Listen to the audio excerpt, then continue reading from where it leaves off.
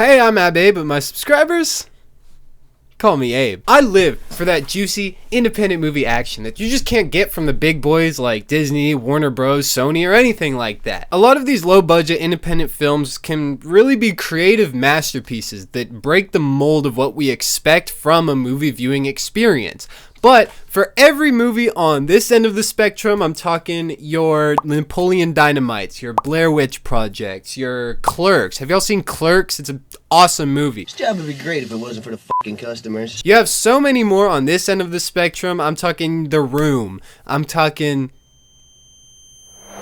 a second example. Now, the thing about this end of the spectrum is that they also do technically break that same mold of what you expect from a movie viewing experience, but it can be a little bit weird. Stumbling onto these movies that carefully walk the line of so bad it's good is always an amazing and pleasant surprise for me. Let me introduce you now to P3 Studios. They are a local film studio that describes themselves as, let me pull it up here real quick, independent. We answer only to our creative conscience and nothing else. Irreverent. We're not asking for permission to be included.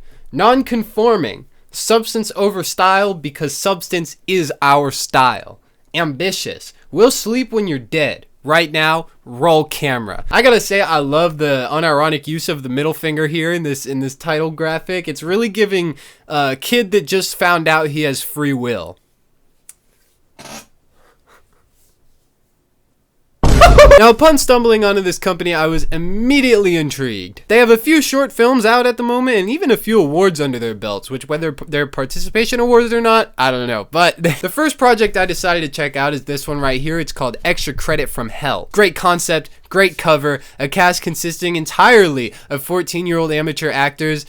I don't know about you guys, but I'm pretty excited. Now, before we get into all this, I'm about to make a lot of jokes at this studio's expense, but they're just that, jokes. It's really not that serious. I have so much respect for anybody who can carry out a creative vision, especially without the help of a full production team and $10 million budget. With that being said, sometimes a little bit of conformity is okay. That's an example of a joke. Don't come at me. Now, right off the bat, I'm seeing that the trailer has more views than the movie itself, which is a great sign.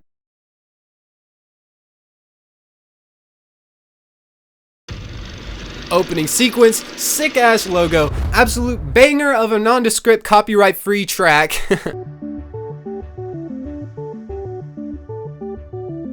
We're now introduced to our main character, and I'm pretty sure her name is Aiden, but it's kind of hard to tell what the mom says exactly.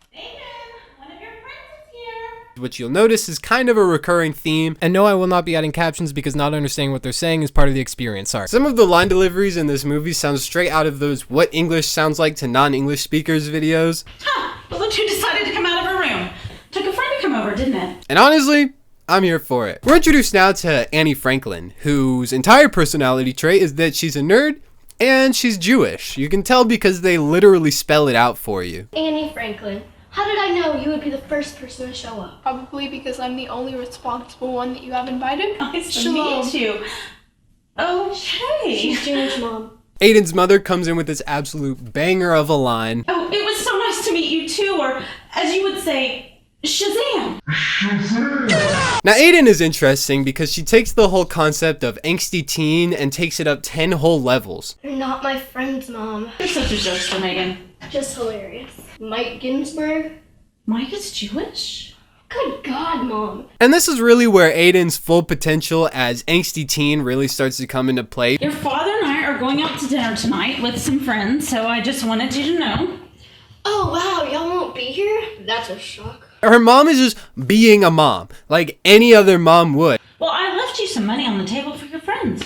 Oh, gee, money? You must really love me. Oh, Megan, you have it so rough. Oh, and her name is Megan. Ha! Duly noted. We're introduced now to the rest of the characters who, similar to Aiden, or Megan, sorry, take their assigned high school stereotype and bump it up 10 levels. We have Russ, the jock that thinks that football is life. And to you, it's Russell Brady. Oh, sorry, my mistake, Russell Broffer. Won't happen again. Can you f***ing pronounce your line? We have Sophie, who is the dumb popular girl who might literally be a toddler in a teenager's body. Oh my God, you have 2 names? I only have 1. Kat, the bitch. Their words, not mine. What did I miss? Everything since kindergarten. Kat, stop being such a They're not wrong, though. And then there's the goth and the normal, but their names are never really mentioned, so a point for mystery, I guess.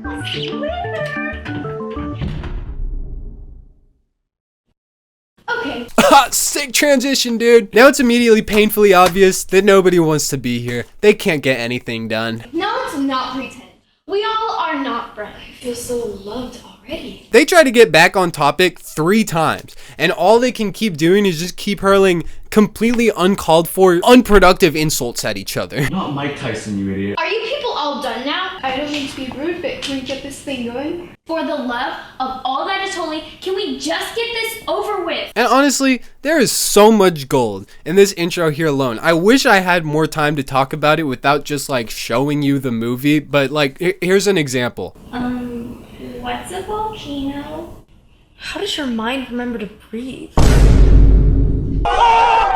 This girl clearly needs some kind of accommodation, and all anybody ever does is just shit on her for no reason. They collectively finally agree to make a paper mache volcano for their extra credit assignment. Now you may be thinking, oh, the classic, baking soda, vinegar. Nope, just chemicals. Okay, so I brought over some chemicals. Eventually, after lots of more completely uncalled for insults, Do you want to pass or not? No, I'm just here for the pleasant company. Me too! Bring it in! Come here! No, I just showered. That's something then. they finally make their way to the kitchen to start working. So we put this chemical in. All the while, the goth, still don't know her name, is just munching away on some plant that she just pulled out of her bra, I guess, as one does. And so you thought that you would magically pass? Don't underestimate magic. Foreshadowing! We soon find out she's been eating wormwood this whole time, which apparently, when lit on fire and mixed with Chemicals. Satan spawns.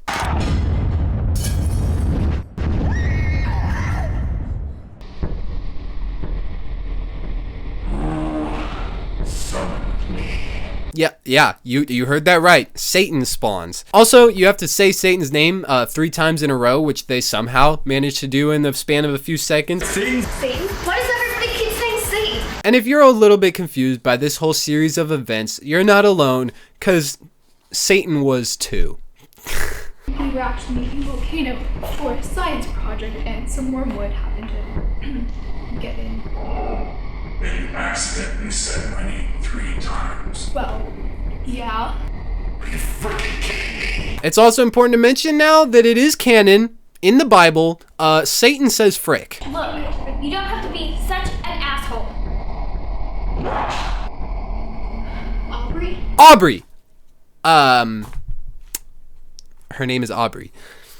Anyways, this pisses Satan off, probably because Satan doesn't like saying no words, so he just kills her, calls it a day, and honestly, reasonable crash out. Everyone starts reasonably, understandably freaking out. Cat embodies the literal definition of catching a stray. All I care about is getting that blood off of my floor and that dead person out of my house. How can you be that heartless?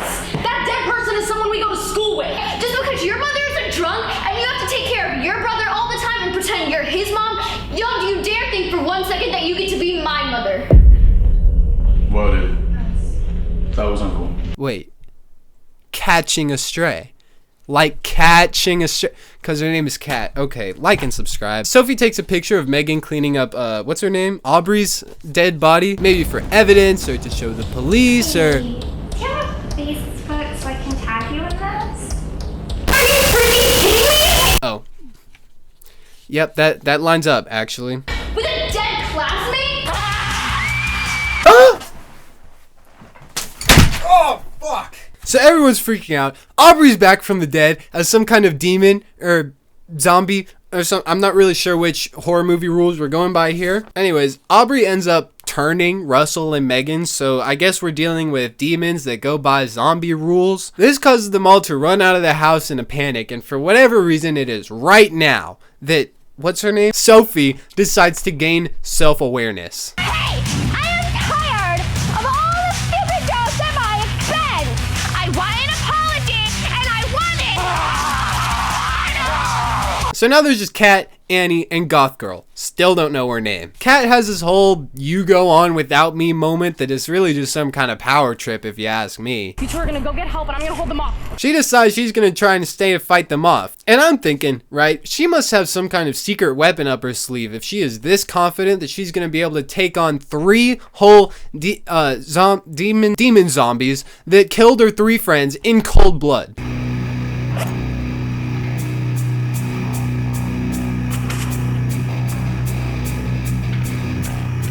But let's see how far those gloves get her.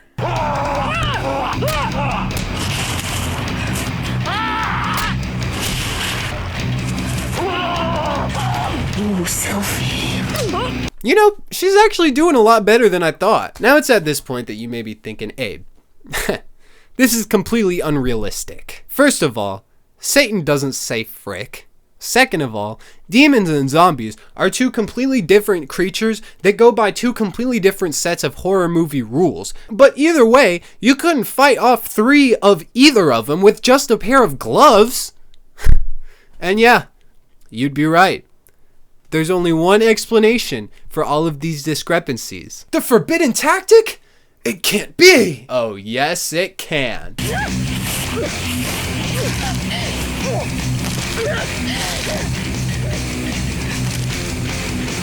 That's right, everybody. She woke up and say it with me. It was all a dream.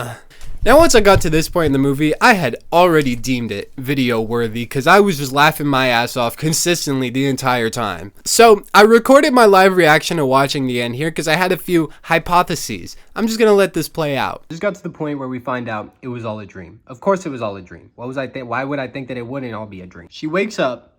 Her dad walks in. I see. The dad is the same actor that played Satan. I'm willing to bet my entire life savings, which right now is $248.63, that before the movie is over, his eyes are gonna change color. I will bet my life on that. Me? Gee, Cat. Why would you think that? There's no fucking way, Dad.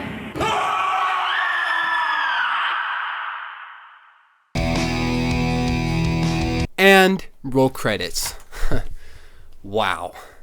Now that is a movie. So, for those of you that watched to the end, I am going to let you guys in on a little secret. I watched this movie without reading the description, which basically states that they were purposefully going for that so bad it's good sort of vibe. They did such a good job that I didn't even realize that this was the case until I had already started recording and editing. Now, at first, I was a little bit disappointed, but then I thought about it. Some random guy on YouTube making fun of a movie is essential for its indictment into the Hall of Fame of so bad it's good movies. So here I am, bringing this movie full circle and officially making it one of the best bad movies I have ever seen. I even spoke with the guy in charge of P3 Studios to get permission to post this video. And by the way, chillest guy ever. Huge shout out to Phil. If you're watching right now, drop a what's up in the comments. So basically, don't come at me for making fun of a bunch of amateur actors. Thank you. Abe out.